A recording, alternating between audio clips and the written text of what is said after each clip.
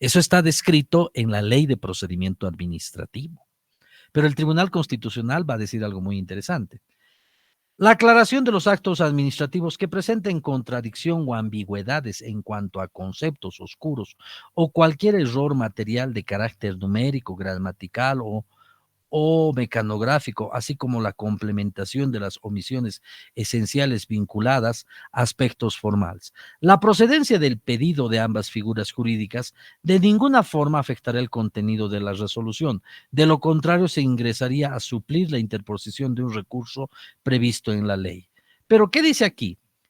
La aplicación del artículo 112 de la ley del notariado respecto a la aclaración, enmienda y complementación y la interrupción de plazo para interponer un recurso de apelación en proceso administrativo está en amarillo. Cuando el accionante vía amparo constitucional denuncia arbitrariedad y excesiva discrecionalidad en la aplicación de la ley del notariado respecto a la solicitud de aclaración y enmienda y complementación de la resolución final de primera instancia, ojo, de primera instancia, no está habilitado el tema de la complementación y enmienda. La ley no dice. Ante la existencia del vacío legal al respecto, hay un vacío legal. No se puede pedir complementación y enmienda en primera instancia. La jurisdicción constitucional no puede soslayar de analizar y resolver el caso. En consecuencia, sobre el tema corresponde aplicar la regulación de la solicitud de aclaración y enmienda regular, dice. Aquí está legislando.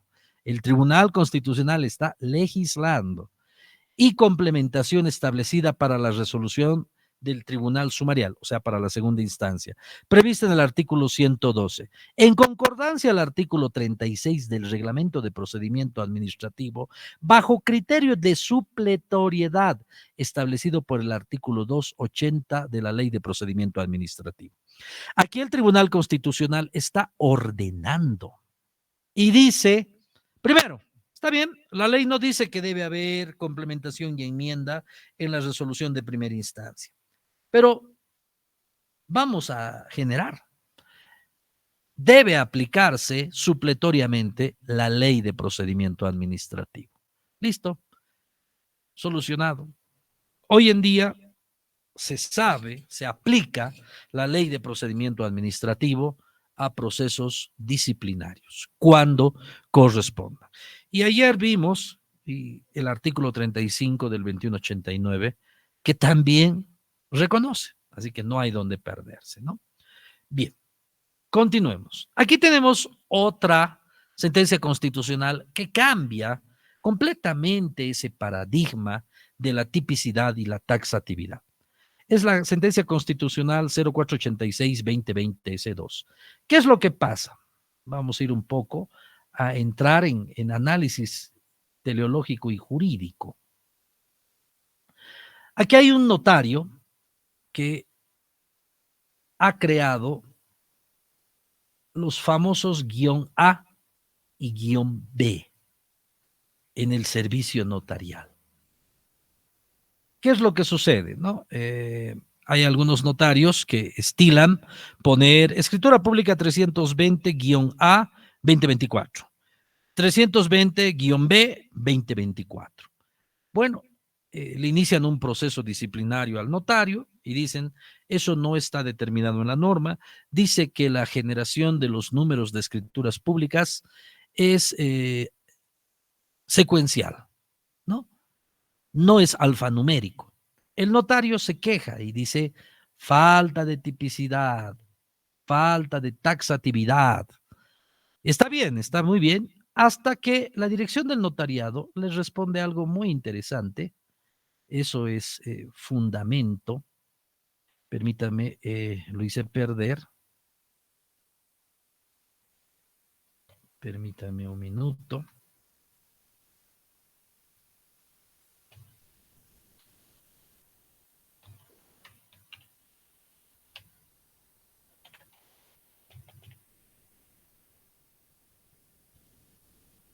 Permítame un minuto. Vamos a compartir.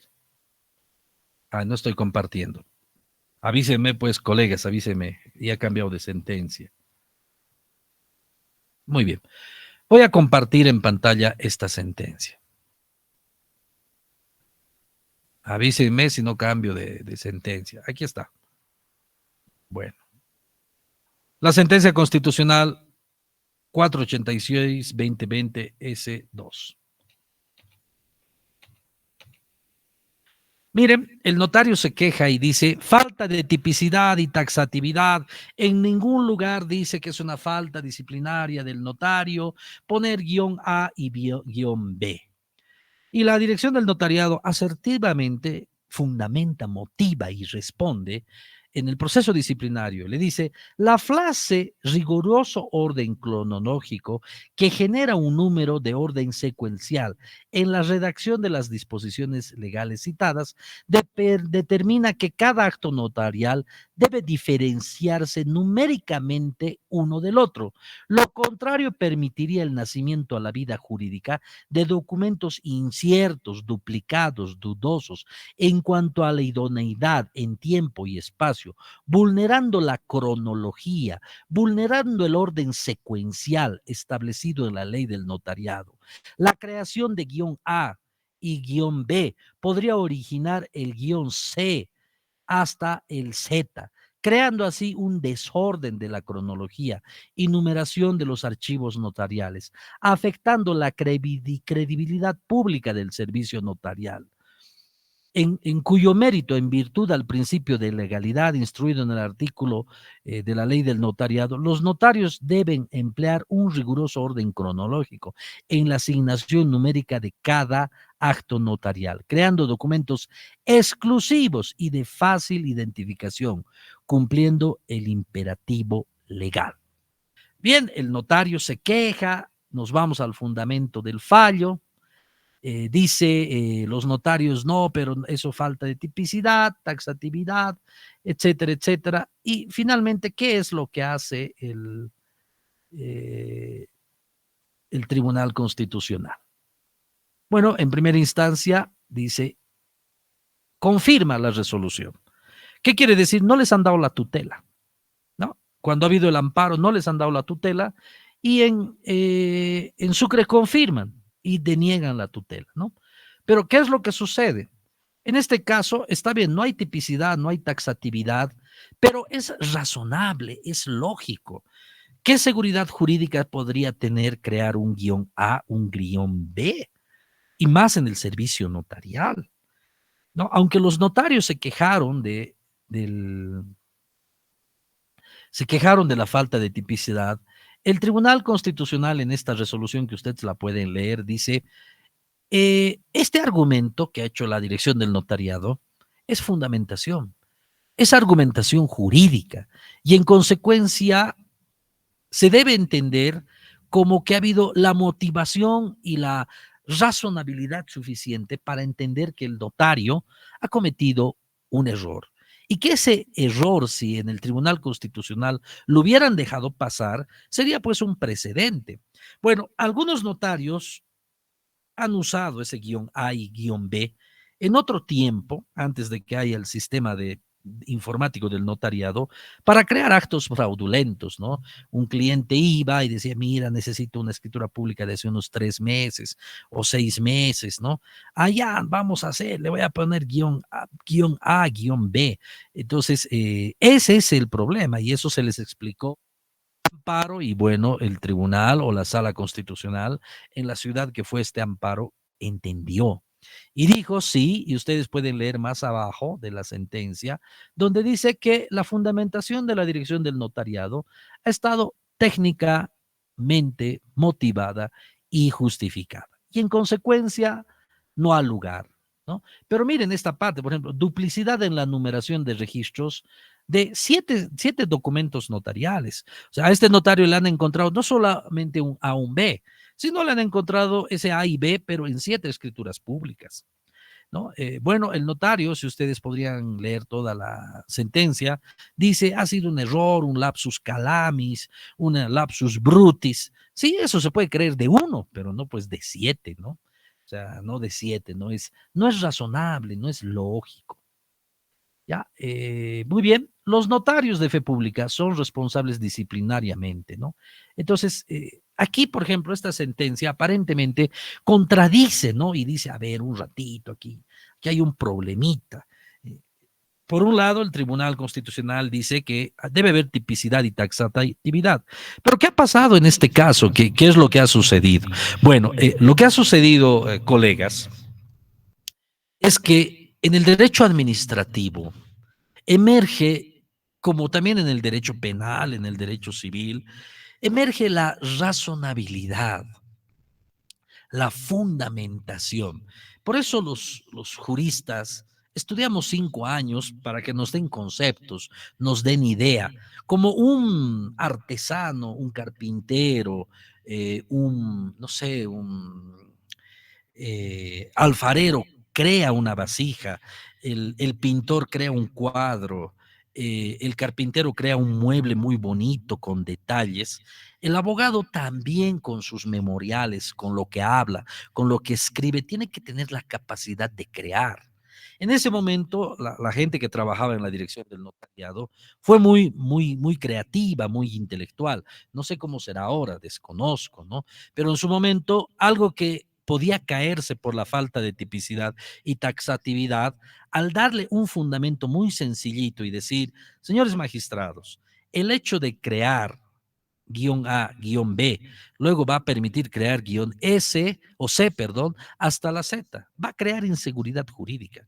Ese razonamiento es el que permite volver al abogado 1 más 1, ¿cuánto quieres que sea? ¿No? Ese es razonamiento, pero tiene que ser razonable, intelectivo. No sé si hay alguna consulta, alguna pregunta. Muy bien, continuamos. Veamos otra sentencia constitucional, 782-2021 S1. Esta es extremadamente interesante.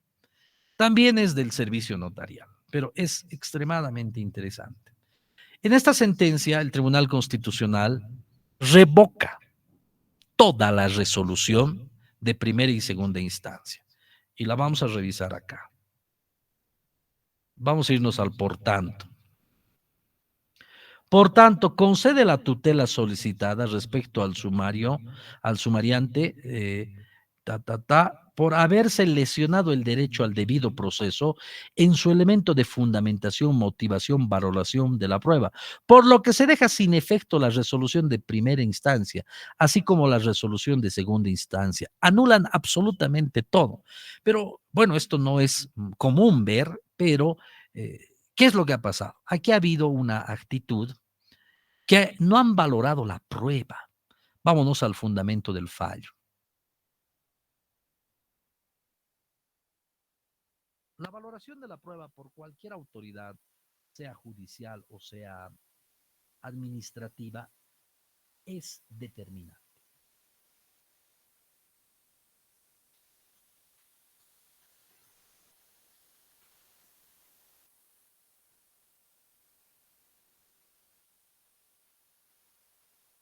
Permítame, esta es una sentencia larguísima. Tiene 45 hojas, o sea, es larguísima. Mire lo que dice acá. La competencia de la justicia constitucional en el análisis de la revisión de la valoración de la prueba se reduce a establecer la ausencia de razonabilidad y equidad en la labor valorativa o a constatar una actitud omisiva en esa tarea o finalmente si se dio un valor diferente al medio probatorio. En este caso, las autoridades administrativas disciplinarias no valoraron correctamente la prueba. Y al no valorar correctamente la prueba, el tribunal ha considerado varios elementos. Vamos a ver entre ellos.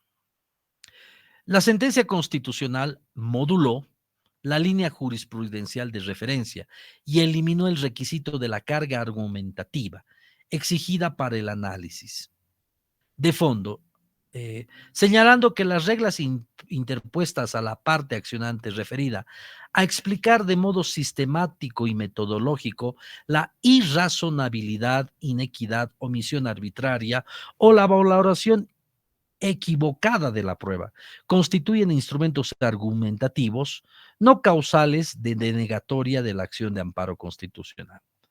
Vamos a subir un poco más arriba. Esta otra sentencia, 1215, dice: se establecen los supuestos de procedencia de la revisión de la valoración de la prueba, señalando que la justicia constitucional debe verificar si dicha labor de las autoridades, quiere decir cuando valoran la prueba, aquí el Tribunal Constitucional puede ingresar al fondo cuando no se ha valorado la prueba. Inciso A, no se apartaron de los marcos legales de razonabilidad. Cuando una autoridad valora la prueba, tiene que hacerlo razonablemente. Puede tomar en cuenta la prueba o puede negar o no darle valor a la prueba, pero tiene que estar tomándose en cuenta la razonabilidad. También si no omitieron de manera arbitraria la consideración de la prueba o si le tomaron en cuenta parcialmente, no, bueno, esto creo que sí, esto creo que no. Basaron, inciso C, basaron su decisión en una prueba inexistente que refleje un hecho diferente al indicado, al utilizado como argumento. Entonces, en esta sentencia que ustedes la pueden ver, valora, dice, el Tribunal Constitucional en un amparo puede valorar prueba. Cuando la autoridad recurrida, sea un juez o una autoridad administrativa, no ha sido razonable o ha valorado la prueba sin entrar al fondo o ha discriminado la prueba. Por ejemplo, ¿qué pruebas fueron valoradas apartándose del marco legal? Esta sentencia dice, cuando una persona, un ciudadano, quiere que el Tribunal Constitucional valore la prueba, debe explicar estos dos puntos. Debe señalar concretamente qué pruebas no fueron valoradas, apartándose de los marcos de razonabilidad y equidad, previsibles para decidir. O sea, quiere decir que cuando vamos a un amparo y decimos, a mí no me han valorado la prueba o no me han valorado correctamente la prueba, el recurrente, el accionante, tiene la obligación de decir exactamente qué prueba no fue valorada y como no fue valorada, afecta al fondo. De haber sido valorada correctamente, pues esto hubiera sido contraria. La resolución o el entendimiento hubiera sido contrario. No hubiera habido sanción o incluso no hubiera habido pena, ¿no? En el derecho penal. Pero también tiene otro elemento que debe tomar en cuenta el que va a poner la acción, que en la medida de conducencia, dicha valoración cuestionada de irracional e inequitativa, que no llegó a practicarse como si hubiera sido oportunamente solicitada. Por ejemplo, yo puedo pedir un peritaje, puedo pedir la participación de testigos y la autoridad que administra justicia me dice no al lugar. Pero si esas personas, esos testigos, hubieran participado, hubieran cambiado diametralmente la decisión. Entonces, es obligación en una acción de amparo tomar en cuenta en la valoración de la prueba eh, cómo estas dos condicionantes deben incorporarse. Digamos,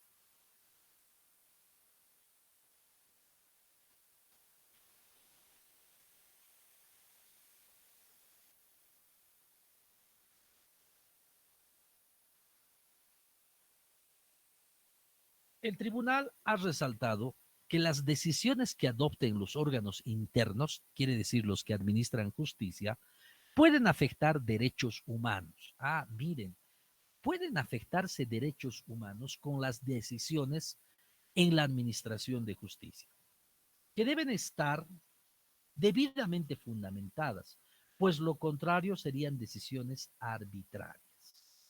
En este sentido, la argumentación de un fallo debe mostrar que han sido debidamente tomadas en cuenta. Ahí viene la fundamentación, motivación y la valoración de la prueba.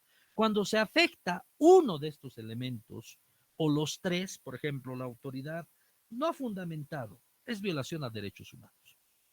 No ha motivado, es violación a derechos humanos. No ha valorado la prueba, también es violación a derechos humanos. La motivación demuestra a las partes que éstas han sido oídas, pero que su prueba o sus criterios del juez, del administrador de justicia, no han sido motivados. Miren lo que dice la sentencia 11291 del 2011, es la que pone, es una sentencia fundadora.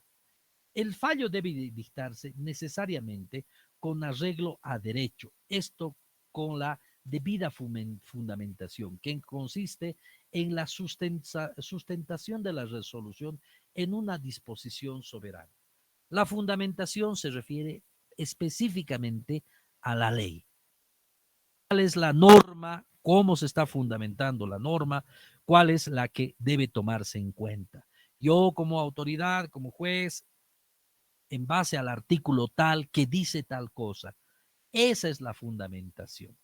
En cambio, la motivación, refiriéndose al proceso intelectual franqueado por el juez en que tomó las razones por las cuales a su juicio resultan aplicables las normas determinadas. La motivación es una redacción que permite explicar por qué tomó esta decisión y la aplicación de cierto artículo o de cierta parte de la ley, o finalmente por qué el juez ha decidido apartarse de la ley, que también puede hacerlo, ¿no? En la motivación él explica y dice, este artículo o esta norma no es aplicable a este caso, porque aquí emergen principios, emergen valores, razonabilidad y por lo tanto no es posible aplicar esta ley por lo menos de esta forma, sino de esta otra, o directamente no aplicar la ley. Entonces, esta valoración intelectiva, pues es sumamente interesante en el momento de la motivación y de la fundamentación.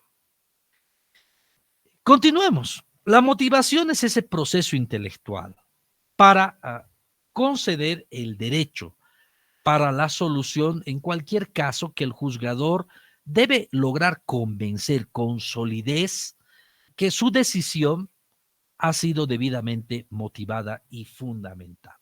Lo contrario, colegas, cuando no existe fundamentación o motivación, pues es vulneración del debido proceso. Y aquí está esta sentencia en fundamentos jurídicos del fallo. Voy a cambiar de jurisprudencia. Si hay alguna pregunta, pueden levantar la mano.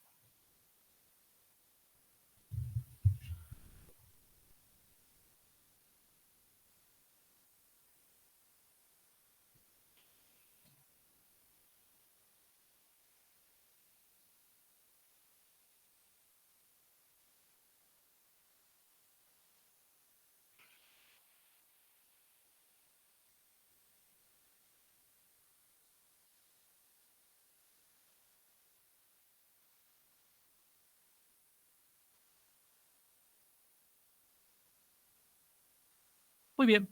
Aquí tenemos otra sentencia.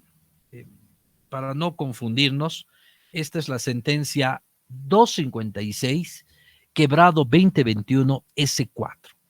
Me voy directamente a la fundamentación del fallo.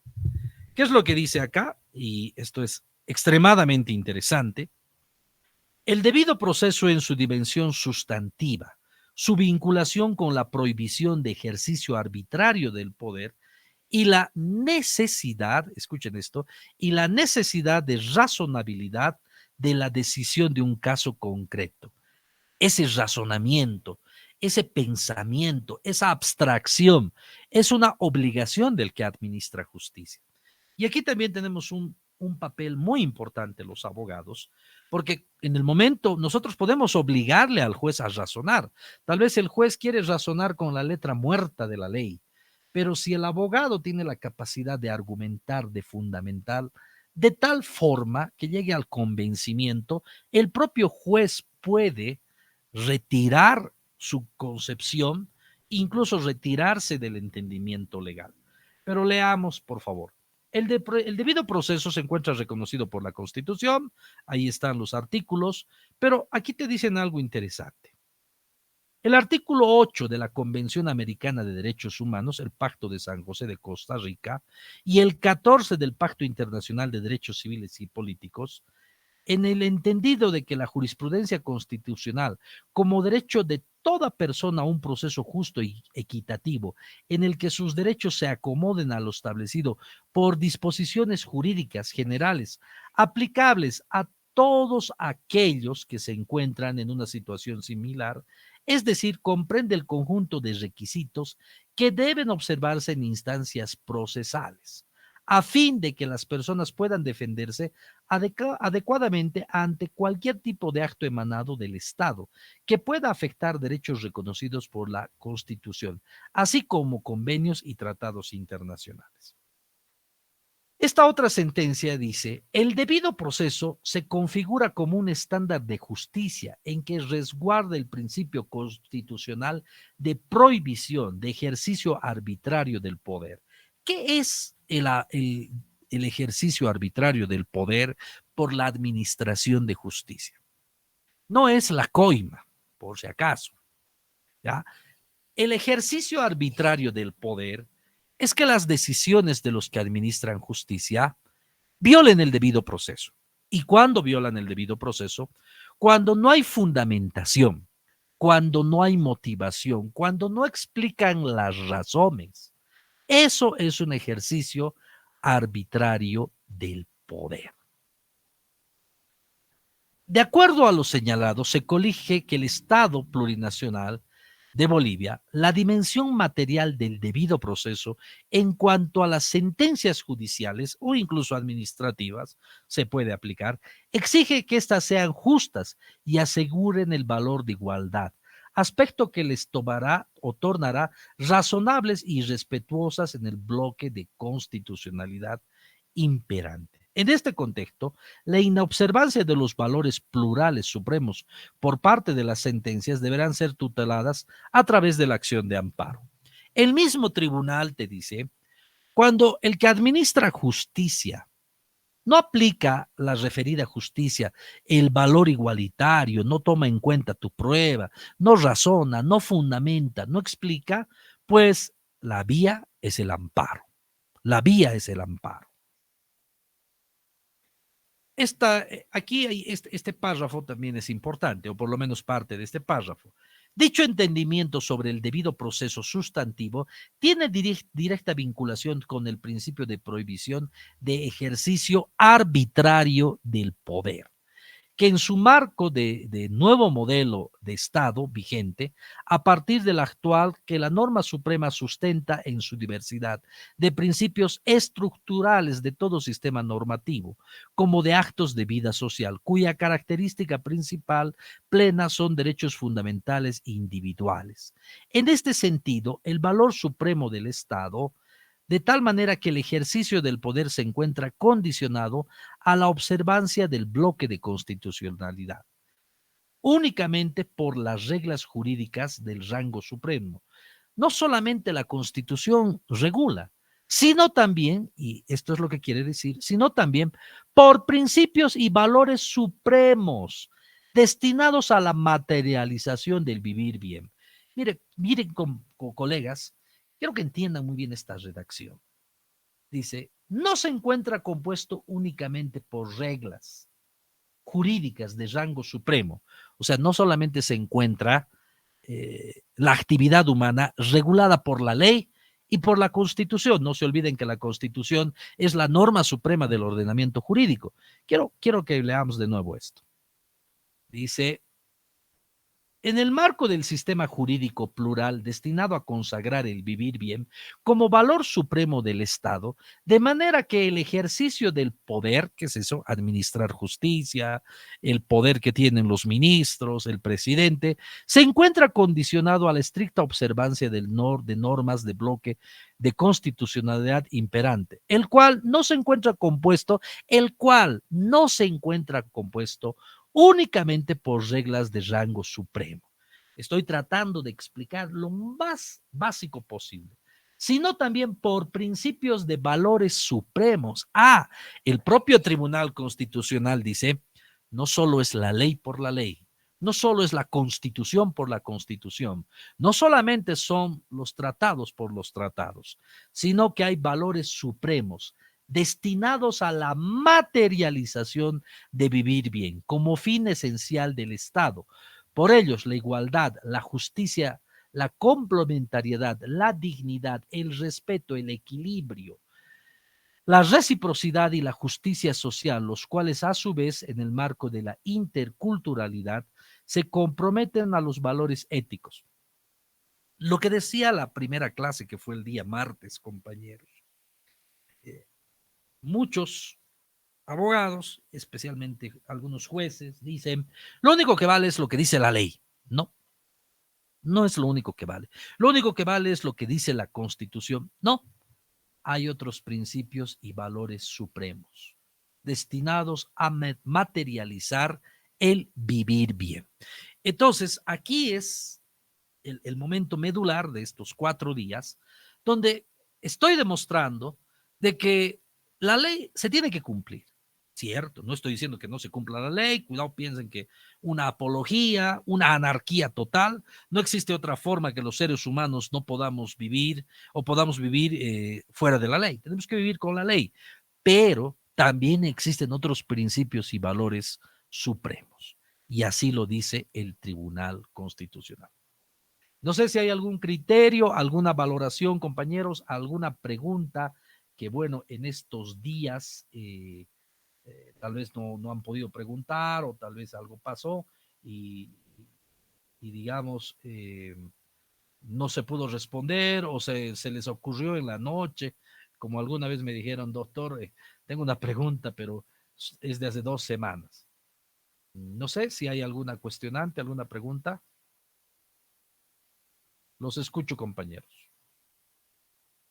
Bueno, por ejemplo, acabo de encontrar un tesoro yo en esta sentencia, ¿no?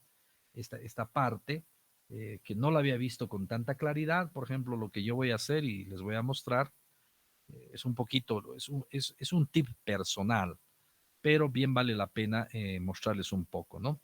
Yo señalo en amarillo la parte importante de esta sentencia y bueno, pongo la sentencia y lo que hago es ponerle un nombre, ¿no? Esta es una forma muy interesante de guardar jurisprudencia.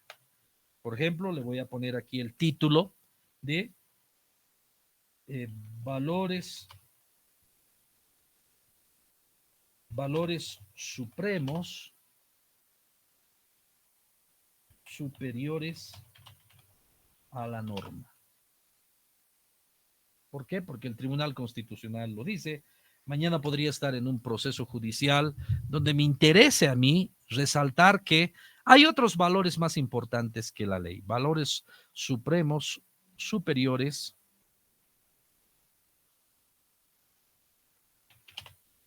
o valores y principios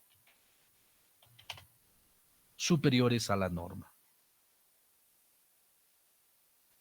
Y bueno, y de esta forma me guardo esta sentencia y lo tengo resaltado en amarillo, además que me da el título. Bien, compañeros, no sé si hay alguna pregunta, algo que no esté claro. Les vuelvo a preguntar, Néstor, no sé si podemos modular. Hemos tenido 4 días maratónicos. La verdad es que he tratado de hacer lo mejor posible, de darles una reseña desde el derecho constitucional al derecho administrativo, notarial, y finalmente tenemos que terminar en la parte constitucional por ser la base central, ser transversal a todo el elemento del derecho. Cualquier proceso judicial o administrativo, puede ser civil, penal, laboral, comercial y hasta espacial, va a terminar podría terminar en el control constitucional cuando no se han valorado pruebas, no se ha hecho la fundamentación, la motivación respectiva. Escucho, colegas, no sé si hay alguna pregunta.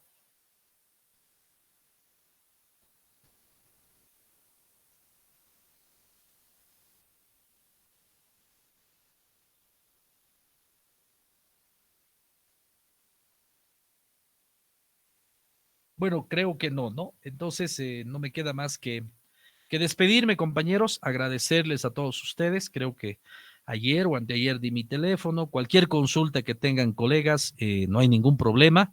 Estamos listos para escucharlos y todo aquello, ¿no? Entonces, creo que tampoco está Néstor, se debió salir en algún momento. Pero de todos modos, compañeros, agradecerles, me despido. Mi nombre es Cristian Saavedra. Cualquier consulta, vuelvo a repetir mi número, es el 725-11290. Pueden escribirme identificándose que estuvieron en este curso.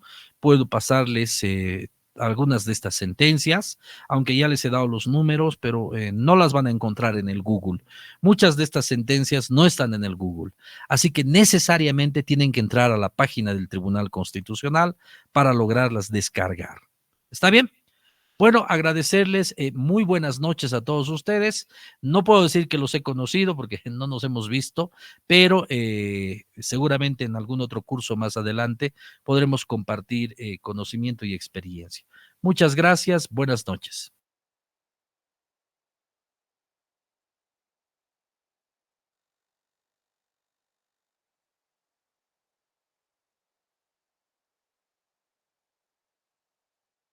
Buenas noches, doctor.